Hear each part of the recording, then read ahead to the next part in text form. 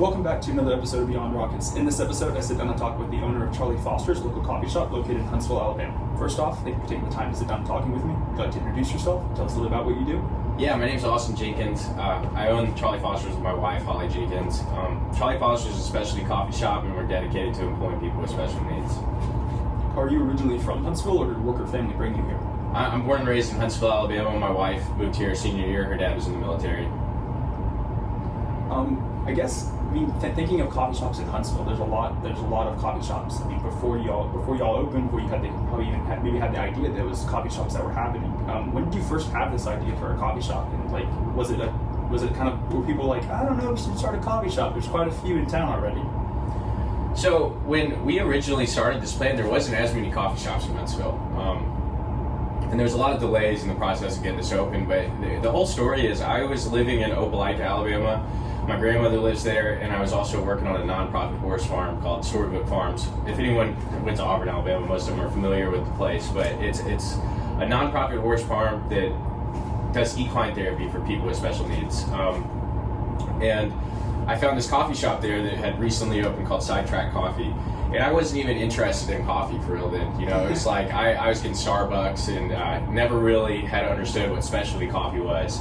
And so I started going to this coffee shop, and I realized that this guy has created a community. And he also had an interesting business model. You could pay whatever you wanted to for the cup of coffee. And how he fell into that was he came into an espresso machine, and he knew a guy who owned a building. They were like, let's do a pop-up shop just for fun.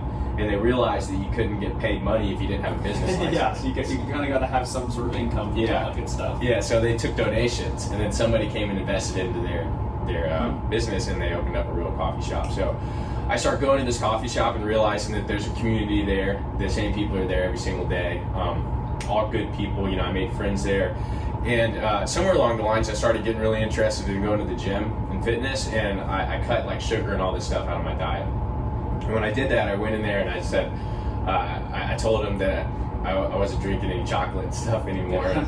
He made me a shot of espresso, and it tasted like blueberries. And then he started teaching me and explaining to me why it tasted like blueberries. So I grabbed a bag of coffee, the same bag that he had brewed at the shop, and I took it home with me, and I tried to make it, and it tasted awful. You're like, I don't understand. Yeah. This is what I enjoyed, and now it tastes not like blueberries at all. Exactly. It tasted so bad. And so it just got me hooked. I don't know what it was. Like, I like things that are challenging like that. I didn't understand how this guy could make something that tasted so good, and then I buy the exact same thing, and it doesn't even taste remotely the same. Yeah. So I became determined to make a good cup of coffee. And then I saw a viral video where it was Biddy and Bo's. It's a coffee shop in North or South Carolina. And they're kind of one of the first people that had a coffee shop that employed people with special needs. The difference between what they do and what we do is, I should also say I've never been to Biddy and Bo's. So I could be, if you've been there and I'm wrong, sorry. But Biddy and Bo's, they kind of are geared towards the people with special needs run the shop. You know, really automated machines. They kind of, and it's a great thing that they're doing. We just kind of wanted to do the real specialty coffee thing and have baristas working with people with special needs. So if any of our employees with special needs can figure out how to do any job, then they can do that job. You know, they're not limited to doing just everything that the barista doesn't do, right? So I see the viral video of Biddy and Bo's. I see this coffee shop that has this business model that's interesting, and I see this community of people, and I wanted something like that in Huntsville. So I moved back home, and when I moved back home, I think Alchemy was still a coffee shop. They weren't the Green Room, they weren't the Foundry. It was still Alchemy. Yeah. Okay. Honest had just opened.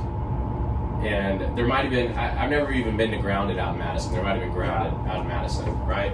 So there wasn't many, but that was seriously, that never crossed my mind as being something that bothered me, as if there was a lot of coffee shops. Like, because what I wanted to create was a community. It wasn't really, it's always been about the coffee. It's always been about specialty coffee, but what I wanted is to replicate what I saw in Opelika, Alabama.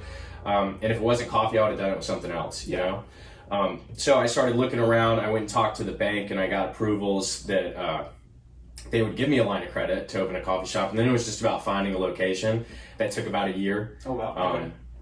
we would go and look at places, they would get snagged. And it was one of those things where it was push-pull. Like, we'd get really interested in finding a space, and then we'd kind of get let down because we couldn't find one, and then, you know, we'd come back at it a couple months You'd later. be like, is this really what I want to do? Yeah. And you can't find it. Exactly. Did the space you have in mind now, I mean, the location you're at now is at Stovehouse, and Mm-hmm. we'll probably get more into that a little bit later, but did the space matter to you so much of like what you envisioned the community to be? Or was it more just a space you could actually, like, you could get? Like, it was like, oh, I liked these 4, so any of these I'd be happy with. No, yeah, the space definitely mattered, because what I wanted to do is something, you know, if we look at Huntsville and we look at all the stuff that you're born and raised here, right? We've never really had that many super nice places. Yeah. Okay, so now downtown we have some really nice restaurants.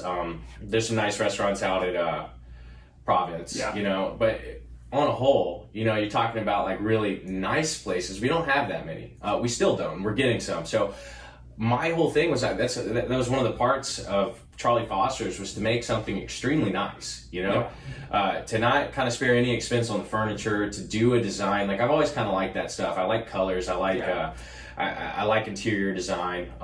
It's not that I'm any good at it. I like it when other people are really good at it, and I can appreciate you're it. like, that's good. I don't know, I can't myself do that, but that's really good. Exactly. So, Charlie Foster's is a coffee shop that employs people with special needs. Our goal is to create a community, and then like the interior of Charlie Foster's is something that I wanted to stand out. I wanted it to be the nicest coffee shop, right? And so the space was important. I don't know if location, like if location was second to the space. Like, I wanted to have something. So when we had Stovehouse and I got to build it out, you know, and I got to choose the way it looks, I was like, I'm all in. Yeah, you know? it was like a dream come true. Right. Like, all those like creative, like, I know I want these sort of colors to be present. And I've read some articles about it too. There was an article about kind of your space and about how your wife really wanted a pink espresso machine. Yeah. So she did not want to open a coffee shop. Interesting. At first, she was at University of Alabama, and she was majoring in marketing, and I'm sitting there in her ear for like a year, like, we got to do this, you know. She wasn't my wife yet, but we had just gotten engaged, and then once we knew we were getting married, I was. You're like, by the way, there's a coffee shop coming. Yeah. And she's like, I don't think that's a good idea. You know, she was nervous about it, right? And when it started becoming more and more real, I talked to Slayer Espresso, and they sent me a customization form. I'm telling her all the things that you can customize on it, and she said, can it be pink? And I just threw it out there like, absolutely, you know, just to see if I could get her totally her to be on board. All in. If she's on board, then I'll make a pink espresso machine. Yeah, it's funny, you know, that's all it took. Yeah. As soon as I said that, she was all in. So now the entire shop is pink, red, and white, you know, but it looks cool in there. Yeah, for sure. So you kind of brought us through that first initial kind of like how the idea came. Mm-hmm. Take us back to a little bit of your background. Or did you have a background in business? Did you go to school for business? Did you always envision yourself to be a business owner one day? Like, take us through that, like your journey. Yeah, 100%. I always thought I'd own a business. Like, that was always the goal, and that was always what I wanted to do. But like, dude, school, no, I was terrible at school. You know, I dropped out of high school, ended up graduating online. I went to college, I dropped out of college. I just wasn't any good at school. You know, it's not that I'm not intelligent or anything like that. It's the sitting inside all day, you know. I was never committed to it, is really what it is. Like, when I commit to something, then I'm all in, right? Yeah. And with school, I couldn't figure it out, you know. So I was self-employed. I went to the University of Mississippi. I was there for 2 years. I came home, I went to Calhoun, and I went to Calhoun for like 3 weeks. And I was like, I'm just not going to do college. I don't need to do college. And I started being self-employed. So I was working in the fly fishing industry. It sounds crazy, but I really love fly fishing. And, what I would do is I got customers, right? I had a list of customers that I had acquired just through a lot of time and a lot of expos and things like that. And they would contact me, or I would contact them with a destination. So...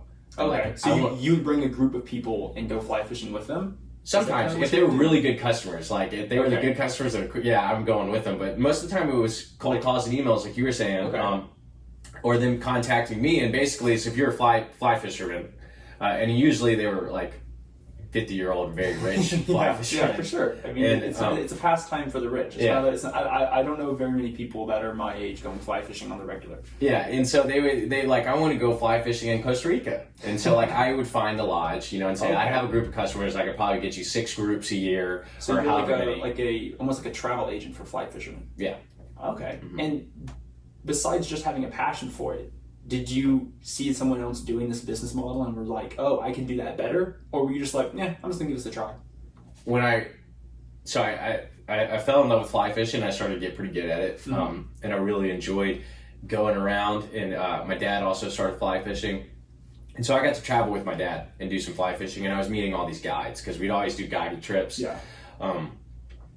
And through that, we met the outfitters, or the people who would be in like the fly fishing travel brokers and things like that.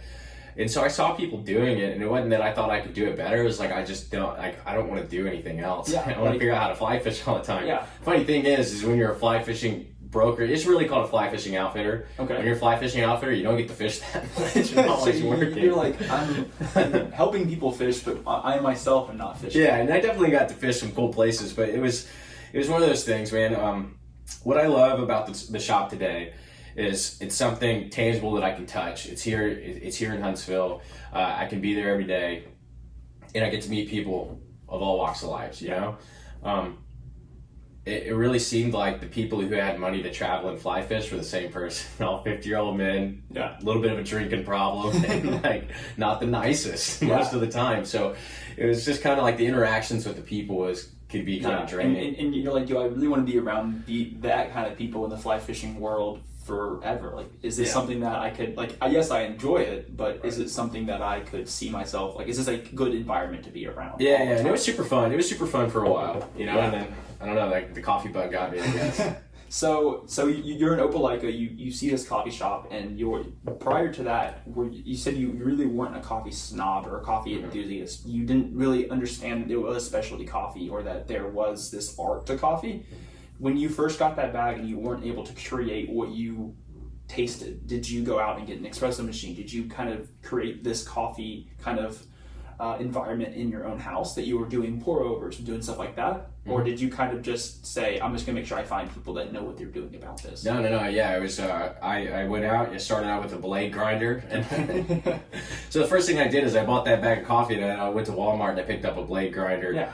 You're like, I just need something that I can grind this. That's all I need. Yeah, and so I go back and I tell them, like, dude, that coffee's awful. I can't make it right. How'd you make it so good? And the first question he asked is, how'd you grind it? So the blade grinder, and he goes, so that's issue number 1. Yeah, burr grinders. Yeah. And then so that day I ordered one off Amazon. Okay. Made a cup of coffee, and it was still awful. He was like, how'd you grind it? And then so really quickly after that, I got I was just using like coffee pots, and then I went and bought a Chemex and started trying to do pour overs. Pour overs completely defeated me at first, and I moved on to espresso. You just like, this is too much time to make something. I need something that's quick and easy, and I get the same taste. So did the guy in Opelika, did he kind of mentor you in that first, I don't know, like was it a 6-month process of that, or was it a year? Or it was a forced mentor. His name's David, and he's the owner of Sidetrack.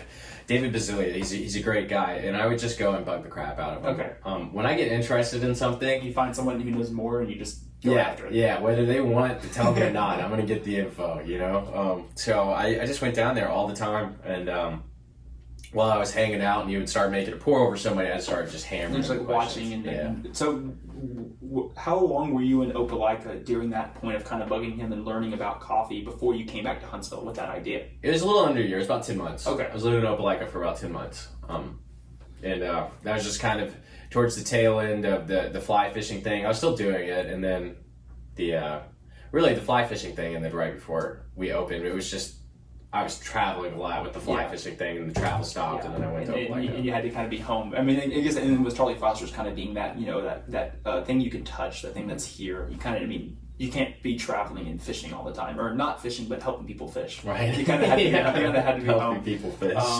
So you have this idea for a coffee shop, and you're telling your fiance at the time, your friends, your family that you're going to open this coffee shop. Were they all supportive in that? Okay, yes, like, I think I can see you doing this. This is the best fit for you, or some people kind of like, I don't know if coffee shop's it. So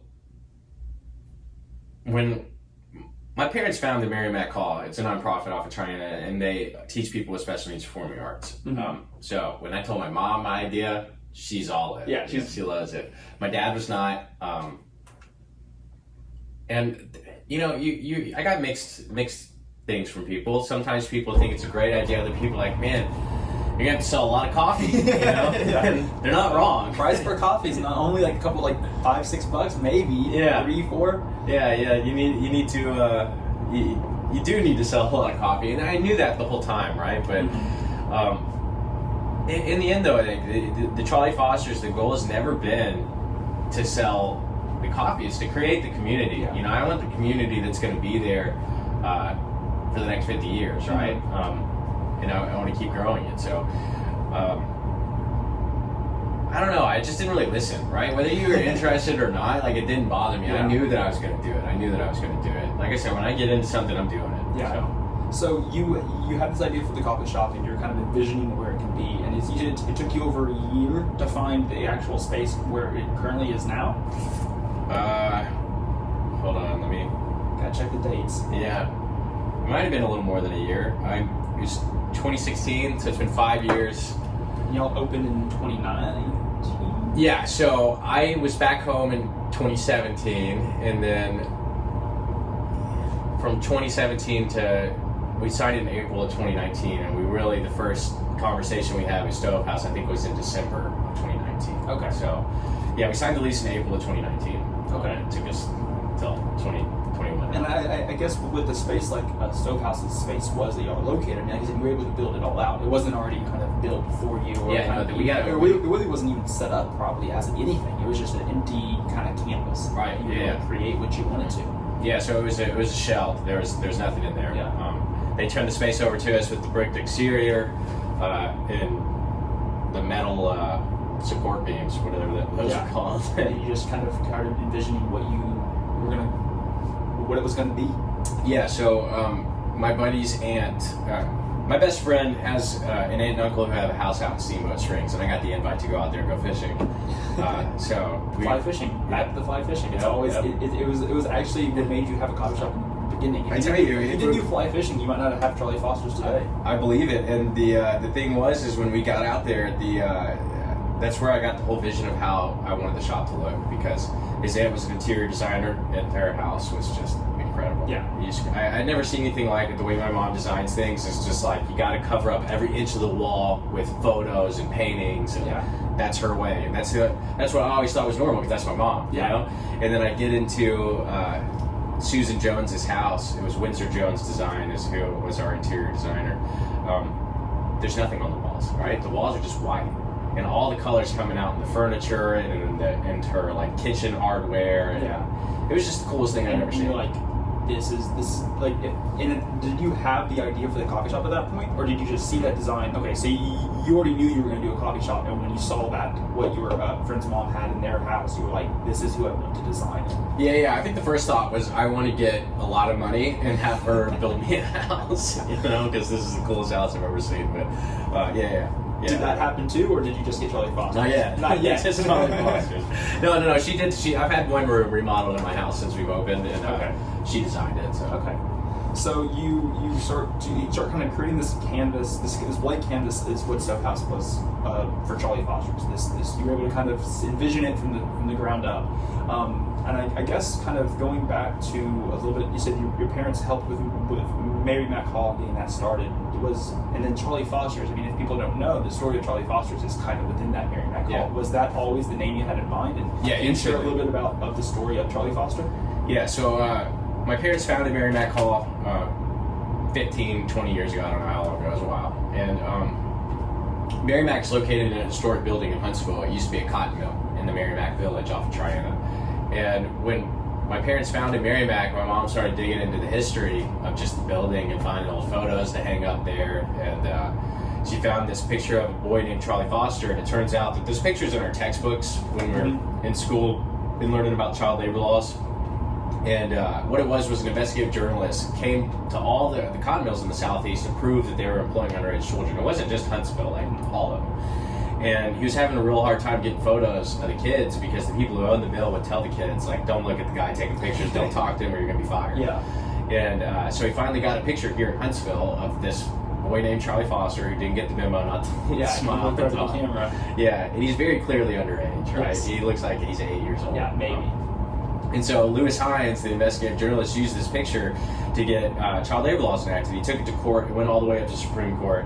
And now it's the same laws we have today where you have to be 14. So, huge historic moment happens here in Huntsville. We hang that photo up inside Merrimack. It just over time, like, Charlie Foster became the ghost of Merrimack because the building's Yes. really noisy and creaky and sketchy at night. So, Charlie Foster was the ghost of Merrimack, and since I was employing people with special needs, everyone that I've hired so far I've known from Merrimack. It's not like we're not doing that only, you know, and we're solely hiring from Merrimack, but it's Merrimack's kind of created its foundation in Huntsville, and that's kind of with the vision of Charlie Foster's and the business model of it. I mean, Merrimack just it fits in perfectly. Yeah, and I know everyone there. It's always like it was.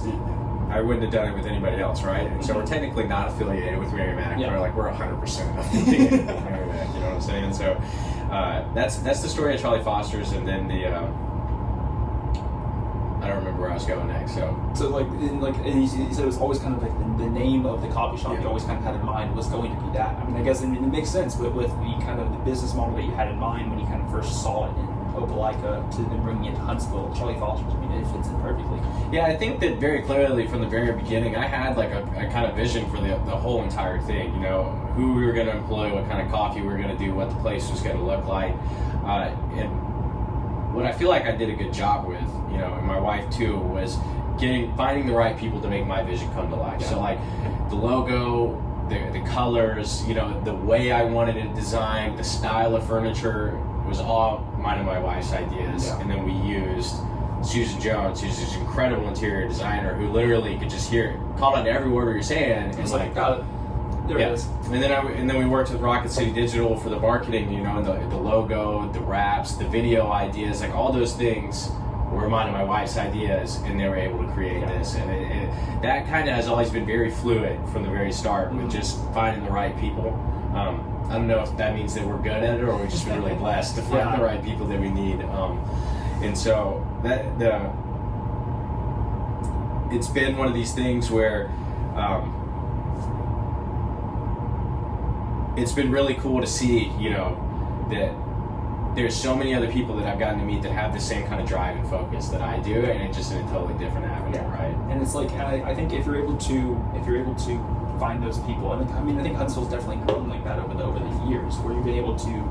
There's a variety of people in town that are doing really incredible things, and if you have a vision like you were that was very not set in stone, but you knew what you expected and you knew what you wanted to build. There's a lot of people that you said you can put that are put in your path, and it's like those the same people that were put in your path when you were doing fly fishing and kind of almost ended you up doing what you're doing now, are the same people that you're now able to meet that are able to continue to drive Charlie Foster's forward. Right. When you start designing and creating this space that is Charlie Foster's, how long from you said it took you a little over a year to kind of find the space from once the construction started in April? How long did it take until you actually officially been able to open the doors? And I think you kind of opened in different stages, where the inside was kind of the open first, and then you started opening the patio up. So talk a little bit about that journey through creating space to actually opening your doors for the first customer. Yeah, construction definitely didn't start in April of 2019. We signed a lease then, and the stove house was supposed to turn our space over for tenant improvements to get that ghost of a shell with nothing in it in August of 2019. Okay. So we estimated it would take us about like 90 days to do our build out. And so we were, you know, guessing November, December of 2019 we would be open. Mm-hmm. And so I purchased all the equipment, you know, May of 2019. Ready to go. Yeah. Purchased the furniture. Actually hired Billy in August of 2019. And he is your store manager, correct? Yeah, he's one of the managers. Okay. Yeah. And so I hired Billy in August of 2019 because he was talking about leaving his job, and he's good with people, and he has no coffee experience, right? And so it's like, well, we're just going to have to teach him. Yeah, and, I have the equipment. I've bought it already, so you're ready to go. And then so the management at Stove House, you know, August rolls around and they're like, we don't have your space ready. It's going to be next month. And every time we talked, it was next month. And that went on for a long time. So like August of 2020, I think is when we got the space. Okay. Yeah. So, and then we started our build out, and we finished in about 90 days, 100 days. Okay. And then it was, we opened on January 30th of 2019, and we had done the soft opening on January 15th. The patio, I had all the patio furniture in my barn for, a year and a half, right? It was just, I was talking to Christy Graves, she owns Honest Coffee. She's been super helpful to us, very, very good mentor, and I can always count on her when I have questions to ask. And it was her idea to do the patio launch. So, yeah, I said, I have all this furniture and it's nasty weather outside. Like, there's no point of bringing it now. Yeah. Like people can't enjoy it for what the patio is. Exactly. And she said I would do it. I would launch it. I'd do a patio launch, and she was so right. That day was incredible. So. I know, and I remember there were some of the articles that I was reading yesterday, kind of learning. I knew a lot of your story, but I wanted to make sure there's a lot of things that have been put out about y'all, and so I kind of was reading them, and it talked about the patio launch and just how successful it was. Yeah, that was cool. A lot of the articles I was reading came out in January or shortly after y'all opened, and then when the patio launch happened later, you were able to people were talking about that in the articles that then became a huge success. Yeah. So, you get the space, you get the patio launched. Ooh, got a little fly in the studio. I'm about to get it. I don't want to die. Yeah, it doesn't want to die.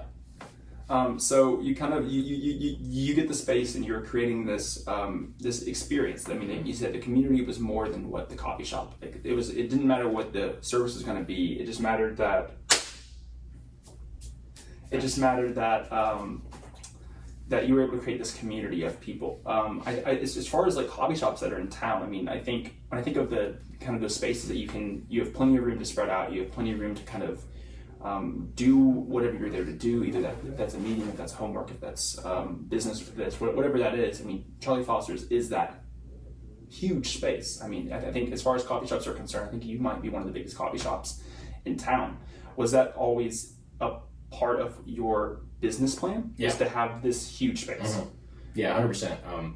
That was always, like I said, Huntsville, I wanted to bring something nice, and it needed to be big. Needed to be big. Yeah. So that's really it. I wanted to be nice. I wanted to be big. I wanted to have enough space in there where people could feel comfortable hanging out all day. Yeah. People would tell me too, it's like you don't want people sitting all day, they're not going to buy coffee.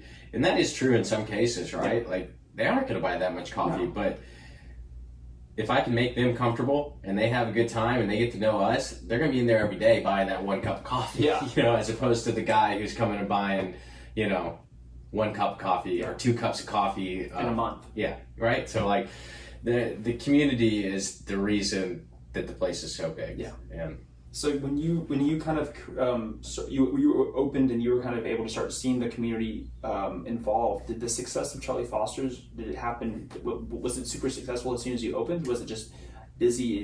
Was the lines out the door? Were you just overwhelmed by the community itself, or did it take a little bit to kind of people to understand the vision of Charlie Foster? No, I think they were still growing. I think that dude, right in the middle of COVID, right? COVID sucks, and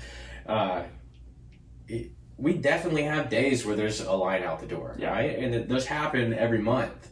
Those happen multiple times a month, but to string a few of those in a row would be incredible, right? And I know that's going to happen one day. I know that is, but we have very successful days, but like that, I don't think that we're successful yet. No. We haven't accomplished our goal. We are accomplishing our goal. One of the coolest things is we launched the Little Free Library, and I'm not even registered with the Little Free Library yet because I ordered the charter sign, and that's how you register, is you get your charter number, and I accidentally threw it away when it came in the mail. I really think it was my wife, but she swears it was me. It was you, Yeah, so we're not even registered. We're not on the Little Free Library lab. We just been posted about it on our Instagram, and I brought the books from my house. I have a Kindle now, so like I don't have that many books. It was a shelf that was like a foot long of books. Yeah. We have like hundreds of books now in a matter of like 2.5, 3 weeks that people have just come in and donated. So like we're definitely creating a community. I have so many good regulars that come in and have been coming in every day since grand opening. But I think that, success in a coffee shop would be based on volume if we're talking financial. Yeah. Right? You got to sell coffee or sell some sort of food. I mean, I know that that's a big part of y'all's stuff too. Is just the food that y'all are able to create. I mean, I think your breakfast sandwich you have is probably one of my favorites. Well, thank you. So when we when we first going to open, I was like, no food. We're not doing food because I don't have any experience with food. I got really into grilling steaks, but like I never made the sides for it. You know, like it's like I just want some meat. Yeah, it's like it took me this long to learn about coffee. I can't learn about food now. Exactly. And so our kitchen is like playing Tetris to get anything back there. It's very small. And we use this thing called a Mirror Chef, which is an incredible device. It's like what Subway uses when they toast their sandwiches. It's an impingement microwave toaster oven, so it cooks like a pound of bacon under a minute. Oh wow! But to dial this thing in, you have to control the percentage and the time of each different part of the oven. So it's like, I don't know the best way to cook potatoes. Do I want to do microwave? Do I want to toast them? Do I want to use the impingement oven? And then I'd have to change the percentage, do like 90% microwave, 10% fan, 20% impingement. So it's like a whole math lesson back in the back. Exactly. Every day you make food. Yeah, and so when we first opened, like we have this really small food menu. And so like everyone came in and I knew I wanted to have a breakfast burrito, but honestly I didn't know how to make a good breakfast burrito. Like the ingredients were nice, but it was about 50-50 just from how we had the settings, whether your potatoes and the burrito are going to be cold or not, just depending on how much the person filled up the burrito, Yeah. And so we come in, we sell so many burritos and it looks like a success. The next month, no one's buying burritos, right? It's because they're not getting a second burrito because it's like 50-50. Yeah, either they loved it or they were like, this isn't what I was expecting. Exactly. So we dived back into the menu that we had and launched a few new items. And we figured out how to use the Mirror Chef and get better at it. And we relaunched the burritos. We did a steak burrito and we called it the new breakfast burrito. And the only thing that changed was the size of potatoes. It was the same brand of potatoes. And the way we cooked it. We called it the new breakfast burrito. And it was funny because like everyone ordered that. What's the new breakfast burrito? Yeah, it's new. Yeah, and I told them it's the same. But they all bought it. And then what was cool to see is that our breakfast burrito went from like highest selling item to lowest selling item. Yeah. And then it took about 3 months and now it's back to like the highest selling item. Wow. We sell breakfast burritos all day. So I think that food is something that we're still learning. Like, I think that all the stuff we have now is great. It tastes awesome. We want to do more, but it's just like we got to get the experience. You know, like I got to get these first 4 items really good. So like, every time I make it, it's the same consistency. Exactly. Because if people come in and order it once and they love it, you want to make sure they get it again when they come in the next day. Like, exactly. You can get and you talked a little bit about it earlier. You said that getting that customer that would only come back twice to come back 3 times that month or 3 times that week. I mean that there's like all those studies that come out that say if you get that customer to come in 1 or 2 more times a month than they're used to, if you get them to come in 3 or 4 times, they're considered a lifetime customer. And by being a lifetime customer, your consistency is great, and you're able to put out those new products like you're talking about, even if it is the same product, and just label it as new. I mean, you get those people that are like, oh wow, like I got to go check that out. It's a new burrito. Yeah. Even though I've had the old one and it tastes similar, but it's new. So like in your head, you're like, this is fantastic. This is a whole new thing. So you've been able to see just the community being such a big part in Charlie Foster's, and is continuing to be a big part in Charlie Foster's.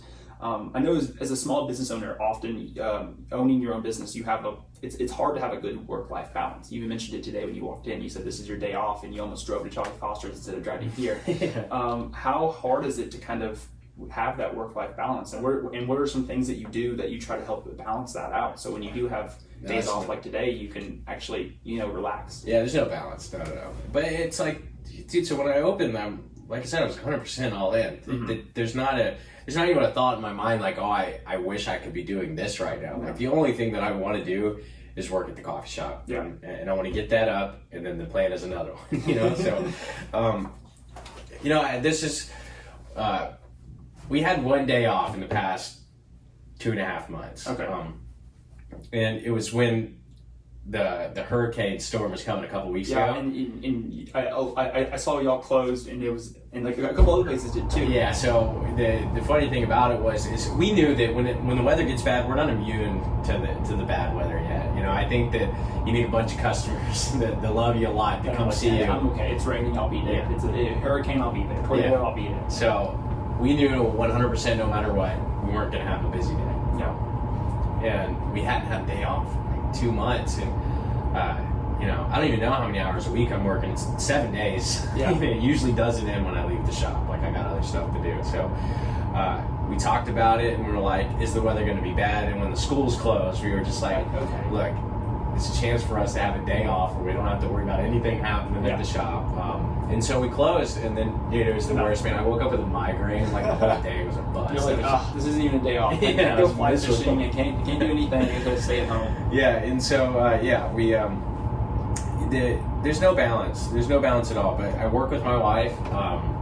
I don't know. I don't have any experience with having problems working with my wife. Everyone was like trying to warn me about that. But like, if you work with your wife, then it's just not going to work out after that. Yeah. I don't have any experience with that. I don't like working with anybody else. Yeah. When we have to do a split schedule, which we should probably do more. But like, we're there so much that I don't want to. I like working with all my other guys, but like, when me and Holly are there, it's like we don't even have to. We're firing off on all cylinders. Everything else done. Yeah. So you talked a little bit about just how you're there 7 days a week. Mm-hmm. You're always doing something, even if you're not there doing things. Something is happening for Charlie Foster's. Take me through what a day in the life of being an owner of a coffee shop looks like for you. Yeah, so we're open 7 to 7 Monday through Friday and 8:30 to 7 on the weekends. I wake up at 5 in the morning on the days that I'm opening. Usually I get down there at about 6:30. On the days that I'm closing, I usually this is where I mess myself up. It's like I'm closing, so I have people there in the morning. Yeah.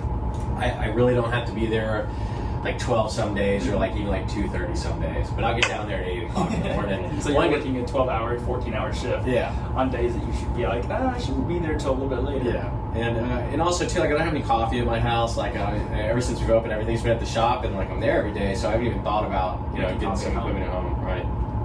So, the day in the life is go to work. Then it's usually go to the grocery store or Sam's Club and get supplies,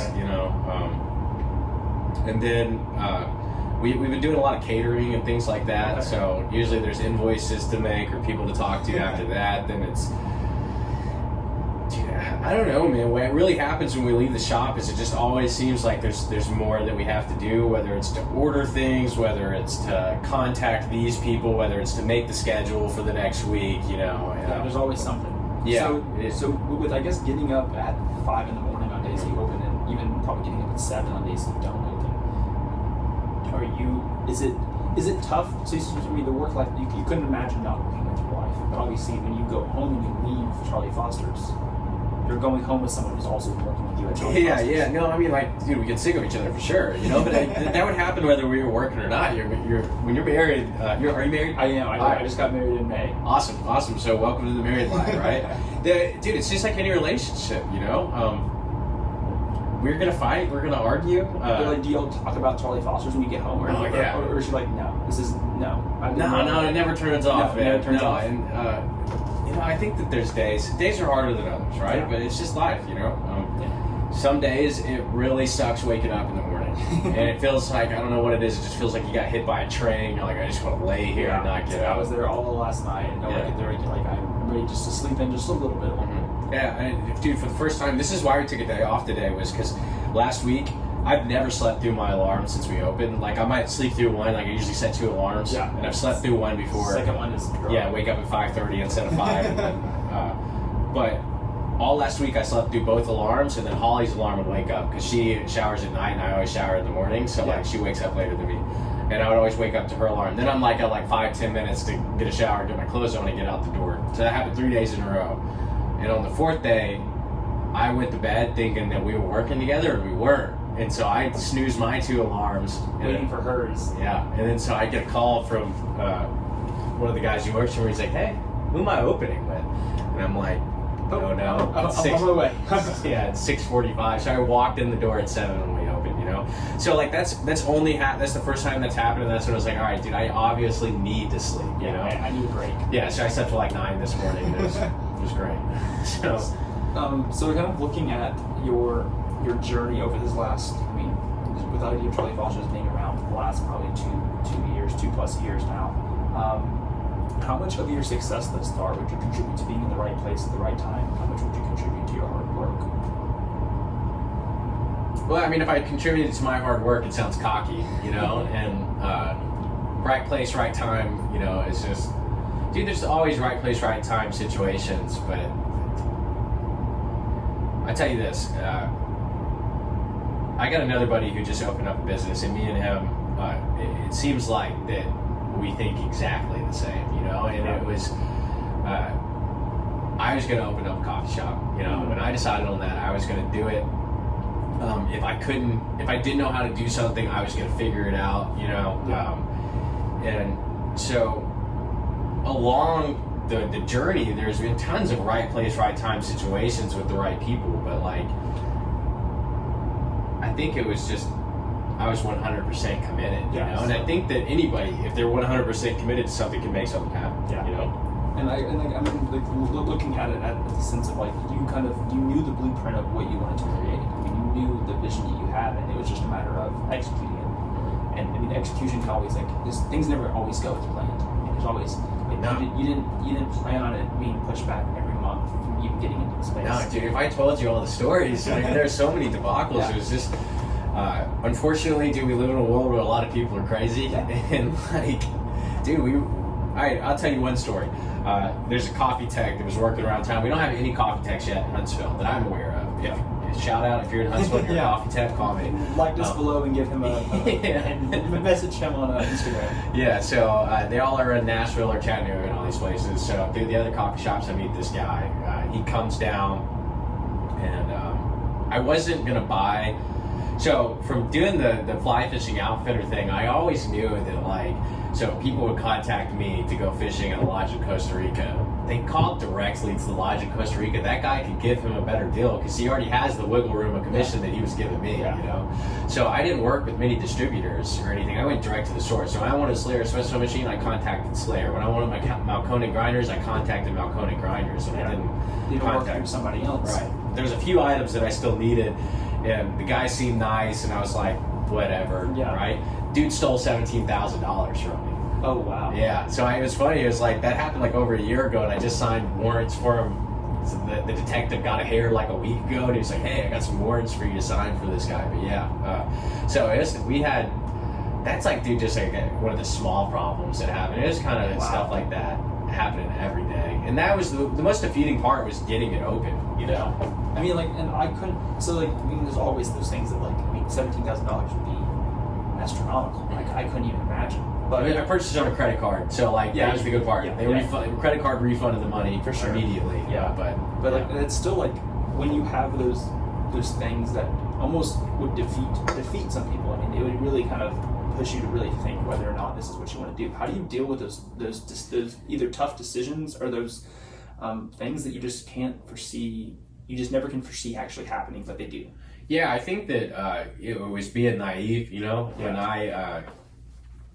I was being an outfitter, there wasn't so many moving pieces. I wasn't working with so many people. It was just kind of me and myself and my customers, and then contacting other lodges, and like, it was pretty easy to figure out and navigate it, I guess. Like there wasn't so many different moving parts for sure. Yeah, and so I don't know, dude. I don't think that I think I'm a pretty nice guy, and it seems like the people that I'm friends with are all pretty nice people, and so it's like, I don't know if it's like attracts like or whatever, but up until getting into the coffee shop, most of the people that I interacted with on a daily basis were honest and kind, and nice. You just didn't have it. You never thought that something like that could happen, right? And so, like, dude, I also thought that that I was good at, like, I could tell if somebody was a scumbag or not. But dude, I don't know. I guess I can't. Like, I might just be naive. But there was a lot of things like that, man. A lot of things where it's really hard in those situations where you know that you didn't do anything wrong. I didn't do anything wrong, and this person is just doing this to me. But also, like, what happened is, it's like, dude, self-pity doesn't solve anything. I'm not going to get anywhere by doing this. Yeah, like, I got to move on. I got to keep going. Yeah, I can't be selfish about this situation. I didn't do anything wrong, so it was just so much stuff happened in the matter of like 2 months. It seemed like, and a lot of the stuff I won't get into because, I'm not going to sit here and badmouth anybody, but there's a lot of people who just weren't honest. And what it came down to was honesty. People were not honest, and I'm trying to uphold my end of the deal, and they're not upholding in theirs, and it's costing me a lot of money. Yeah. And Dude, it's like the blood, sweat, and tears. The blood happened. I accidentally stabbed myself when we were opening up the shop. When I was trying to pop a zip tie, dude, literally just drove a knife into my leg. Yeah. I'm sweating every day, and the tears was all before, man. The tears getting this place open, because when you run into those situations, man, it really is defeating. Yeah. For me, I should talk about myself. It was 100% defeating, because I knew that I'm trying to do something special, man. Yeah. Like our goal was to open up this coffee shop and have a community, and what we've done is we've changed the life of the 11 employees we have with special needs. You know, seeing them walk in and smile every day, and seeing them have a purpose in their life. If we close tomorrow, I know that what we did was worth it, 100%. Yeah. Because I got, dude, this guy Trevor who works for us. He's my best friend. You know, he is my best friend. We go play top golf together. So work-life balance. I go out with the guys I work with. Yeah. I mean, so like, and like that's the thing is like the community that you were creating. It is that. I mean, like if you're, I mean, you probably have regulars that are some of your best friends too, like people that come in that you just maybe have never met prior to doing this, and you would probably have never met them if you didn't do it. Yeah. And I think that's like that helps with the blood, sweat, and tears. I think being a small business owner, and the highs are high and the lows are low, and it's just about balancing them out. Right. And it's about making sure that you understand what your goal is and what you're trying to accomplish, and then kind of reminding yourself that if you have a low day, and it's going to happen, like things just don't seem to be happening. People just aren't getting in the right places at the right, like things are just like mentally it is exhausting. Like I think physically, probably for your end, it's more than what I deal with. I think what I deal with more is just the mental stuff. Like you have to be mentally tough as well as physically tough in what you do. And it's I think there's so many more people now in Huntsville, and it's really probably the most that I can actually like account for, but just that are starting their own business. And I think that's an incredible thing to see, just someone's passion for something and their vision for what they see it looking like, and being able to create something from new. What advice would you give to someone who is looking at starting their own business? Yeah, the best advice I could give, just from that situation where all those things happened so fast, was I realized that I don't have control over the way anybody else is. I only got control over myself. And so in those situations where I knew that I hadn't done anything wrong, but I'm still in conflict with these people, you know, the world's not changing like that, man. You know, people are going to be people at all times.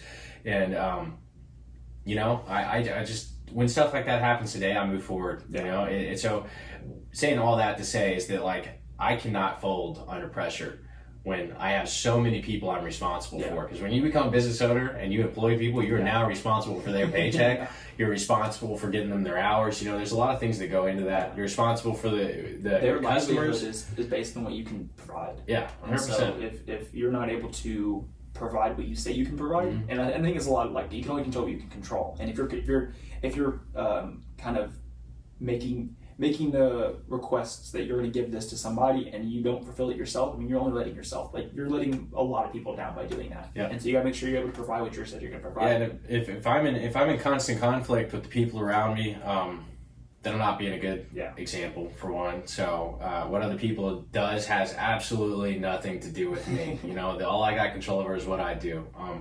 And two, the folding under pressure. If I'm to the stuff that you never imagine is going to happen every day, you know.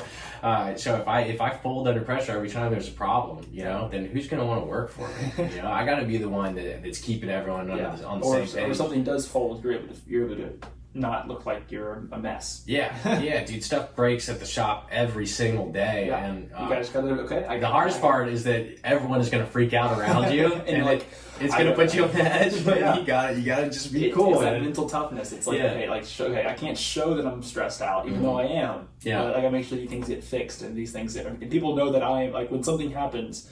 And I think that's like, I think this being the boss is often knowing how different aspects of the business work. And know that if someone is better at a part of the business than you, but if something does break, you're able to kind of be that person to help. Yeah, I became Mr. Fix-It, and like I never knew it. Like, I was capable. Yeah, you know, like I just kind of started messing around in YouTube and then I figured things out. Dude, I think that if your first thought is to go to YouTube, then you got what it takes. Because YouTube's got the answers. The best tool in your toolbox is definitely YouTube. So the other thing is that All I know has been my experience. The folding under pressure seems like it's been super important to not do that. And I haven't done that, and I know that I must be good at it because people are always commenting like, "How are you not freaking out?" Yeah. It's like, dude, I am. I'm so freaked out right now, but I can't. I can't act like it. And the other thing is that it's just like, I know that I'm 100% committed. You're talking about the work-life balance. My life is Charlie Foster's. Yeah. That's it. Yeah. There's nothing else. When we go out, like, dude, usually when the live stuff happens and like Trevor asks, can we go play Top Golf again or something like that? And Trevor's one of our employees who has autism. And like I said, he's my best friend. He's the one who I hang out with on the free time when it's not with Holly. That lasts about an hour and a half. It's 8:30. It's time to go home and get some sleep, So it's just being 100% committed. And I think that knowing the fact that no one does anything for the first time and is good at it. If they are, show me, They might have some natural ability and some natural talent, but the guys who are good at stuff is... and I think there's stuff that you probably knew really well and you were able to do well within the business. But I think there's a lot of aspects of being a business owner that you never know. Right. And you're always... And I think if you say you know everything, either your business isn't growing or you're not growing. Right. And often it's both. And I think if you're able to really be I think being in it every day, it's hard to get an outside perspective. But I think if you get like that outside perspective of somebody, and I think probably working with your wife definitely helps. I mean, like she's probably brutally honest with you sometimes. Yeah. And I think having that maybe kind of centers you. And I definitely have my people, Yeah, and I think that... Yeah, if you're able to kind of say, if she's able to point out things that you're doing or things that you could be better at, I mean, often you might not even have noticed. Because you're just going through the motions sometimes. Because like what needs to be done, and you're just going and going and going. And she's like, "Hey, you remember? Not a good thing." And you're like, "Oh, didn't even realize." Or like, "Hey, I think that skill of yours, or I think this could be better. You should look at somebody. Like I saw this, and I thought this could be useful for you. Or I know this person who has more experience in that field than you. You should probably give them a call. Oh, okay, great. Like this is." And you talk about like the. Over at Honest, like them being just a good mentor for you. And I think having people like that has probably definitely helped had the success for Charlie Foster that you've been able to have over the last couple of years. Yeah. And moving forward, I mean, I couldn't even imagine. Yeah, I think that, one of the best things going into this is that we were not, we knew 100% that we had no idea what we were doing, Yeah. And still today, it's like, dude, what I know now, 6 months in, of actually being open is way more than I knew 6 months ago. All the stuff I was doing then, I had no idea why I thought it was going to work, right? Yeah. And so I'm sure that 6 months from now, it's going to be the same story. Yeah. That there's going to be that much more that I know. So remaining teachable, the old cliche line, right? If I'm not remaining teachable, then I got nothing left to learn. And if I haven't even learned, I got nothing more to show you guys, right? I can't do anything different for you than what I've already been able to do. Yeah, so I can't imagine what the shop will look like. The way I see it is the amount of effort and the amount of drive that my wife and my entire team is putting into this. We're going to keep giving the community, new stuff, new content. Yeah. We're going to keep on doing that. And along the way, we're going to figure out what works and we're going to figure out what doesn't, right? And change. And I think that is like the ultimate mindset, I think, for any small business owner that's even, or someone that's listening and wants to get their own start their own business, is being willing to. When I think if you get in your head that this is what's going to work and I'm going to make this work or else, and it's not working, the hardest thing is to realize it's not working and to not do it again. Right. And I think if you're able to kind of have either somebody as a mentor or somebody as an outside perspective that says, "Hey, I don't think it's working. You should probably change it." I don't think it's necessarily a bad thing to do, but maybe you're just not doing it right. Right. Well, I think that too, it's like I learned by messing stuff up. Because when I mess up really bad, dude, I get emotional, I'm upset, and I don't like feeling that way, And honestly, for me, I would rather somebody tell me no. Yeah. Because if I reach out to somebody and they're not, and you mentioned just being I will bug people until they get until they're able to help. Because I'm an annoying person. Yeah. I will reach out to people and I will continue to email you and I will continue to push it, just because I want to be better. Yeah. And I think by the services that you're letting me do for you, or by the conversations we're able to have on a podcast or whatever that might be, I think I think there's a lot of give and take, and I love I think if you're passionate about something and you have a drive for something, I think just continuing to push for it, continuing to do what you say you're going to do, and stick to it. I think the days are going to be long, and I think your schedule and your 7 days a week kind of thing is testament to it. How can people connect with you and connect with Charlie Foster's and support you in what you're doing in the community? Yeah. We're Charlie Foster's is located at Stovehouse Rough Governor's Drive. It's Suite 485. We got Instagram. It's Charlie Foster's HSV. We have Facebook. It's Charlie Foster's Official. Is when we're on Facebook, and I think that's what we got right now. We might be able to find. I don't know if someone's created us a Snapchat. Our young employees are always doing stuff like that. Yeah. So we have an Instagram and we have a Facebook. And we post very frequently on those. Okay. Awesome. Well, thank you again for sitting down and talking with me. I love learning more about Charlie Foster's, the story behind it, the story of your journey from being a fly fisherman to being a business owner that has a coffee shop. So I thank you so much, and I continue to look forward to the success Charlie Foster's will have in Huntsville for years to come. Well, thank you so much for having me. I really appreciate it.